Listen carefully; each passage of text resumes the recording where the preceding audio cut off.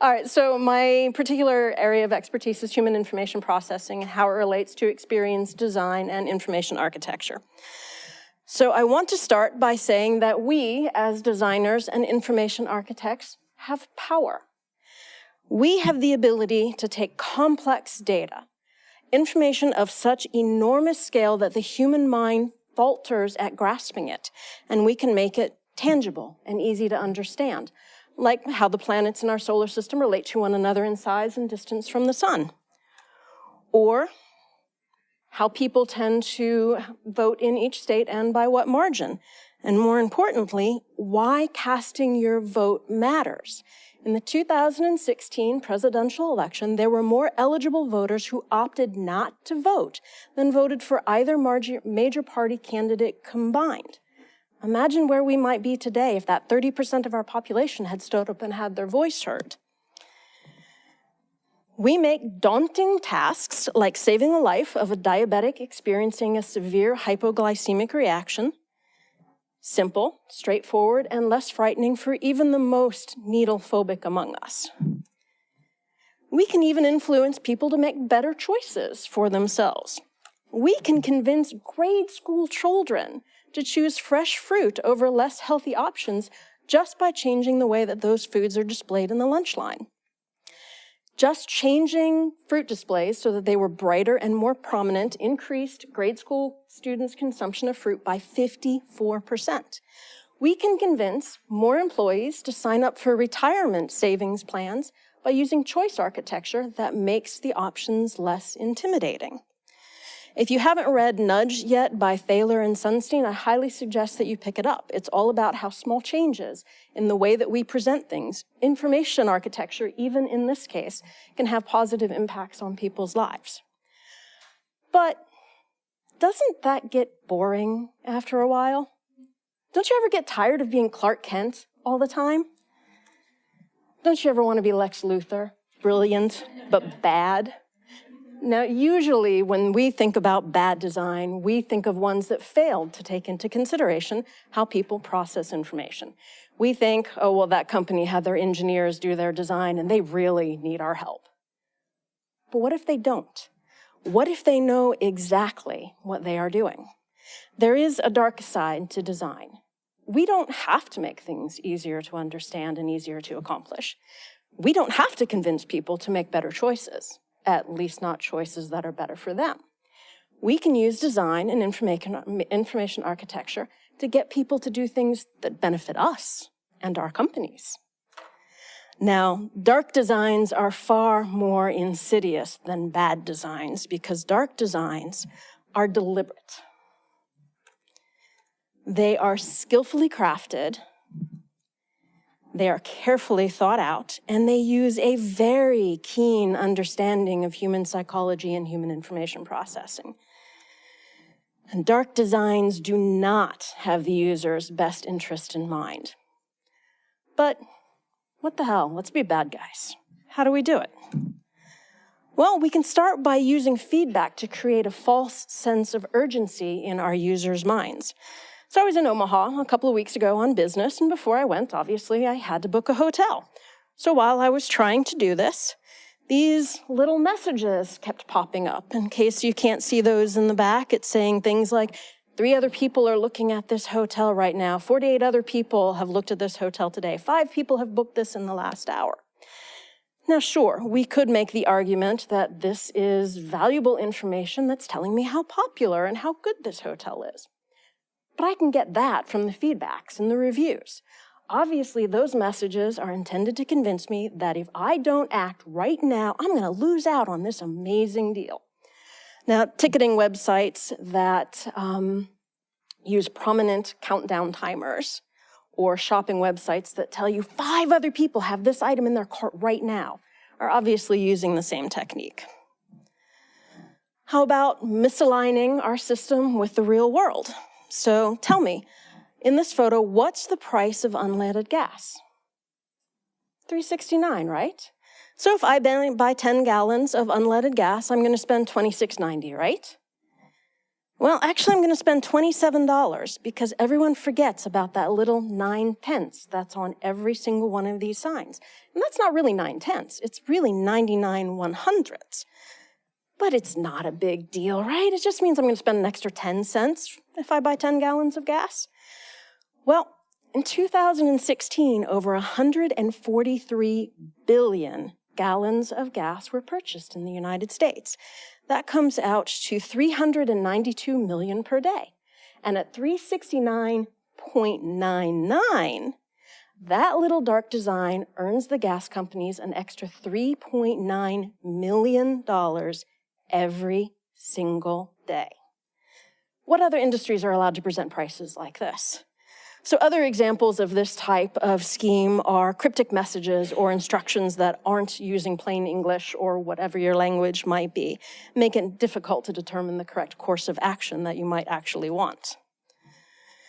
Speaking of courses of action, how about we direct the user down the path that we want them to take? At Amazon, once I'm at the checkout page, what course of action does Amazon want me to take? Well, to check out, obviously, to complete the transaction. What if that's not what I want to do?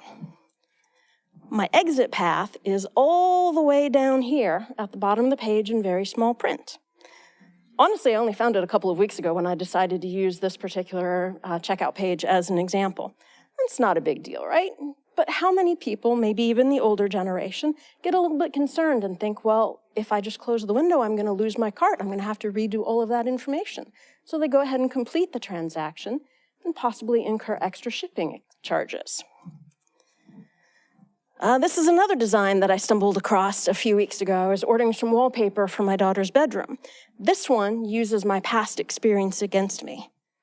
There's this lovely little one right here. We'd like to email you offers and new products from time to time. If you'd prefer that we didn't, please check the box. So wording something in a negative way or contrary to users' expectations is another dark design. Now, another variant that you might have seen uses standard language with a pre-checked checkbox. But this one is a little bit more insidious because if you aren't paying attention, you're going to think that you aren't signed up until suddenly you start getting all of these emails.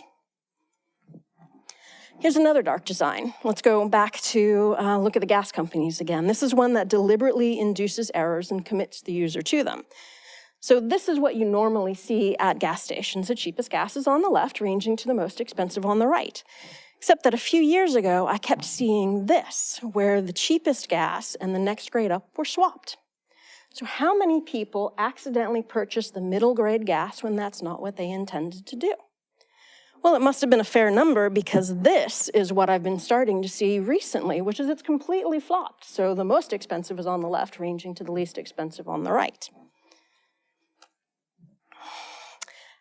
How about encouraging the user to simply not think at all? How do we do that? Well, by putting the onus for any calculations on the part of the user. Now, we all know that people try to avoid increasing their cognitive workload whenever they can. So make them do the calculations. And the odds are that some of them won't bother to. So how much are these plans actually going to cost you? It's billed on an annual basis. So when it shows up on your credit card, it's going to cost a little bit more than LinkedIn wants you to believe.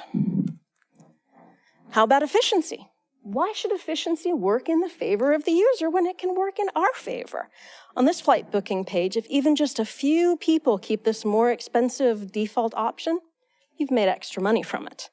How many people neglected to remove the automatically added travel insurance protection from their cart before they checked out, or realized that they had opted into the $1 a month version instead of the free version?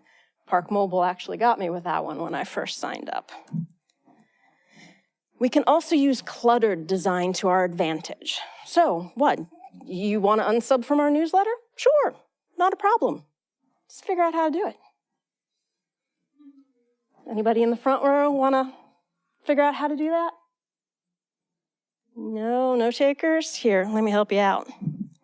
It's buried right there. Now, as designers and information architects, we know that every UI element on that screen competes for the user's attention.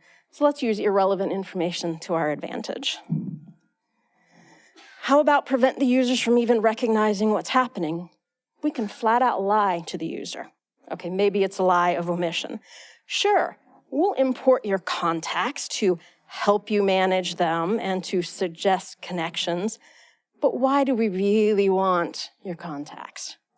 What this should really say is, we're going to spam every single one of your contacts to get them to sign up. Now, LinkedIn was actually sued in 2015 in California for this one to the tune of $13 million and lost. So just to recap, and for later reference, here are my principles for creating dark designs. Anybody starting to experience maybe an uneasy sense of familiarity? I hope that you're all familiar with these principles.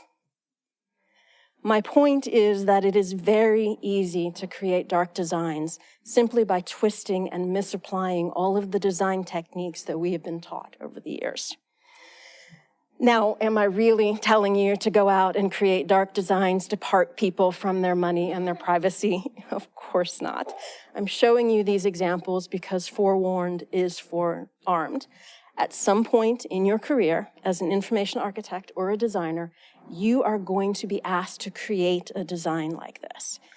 So you have to decide on what side of the line between persuasive design and wicked design you fall.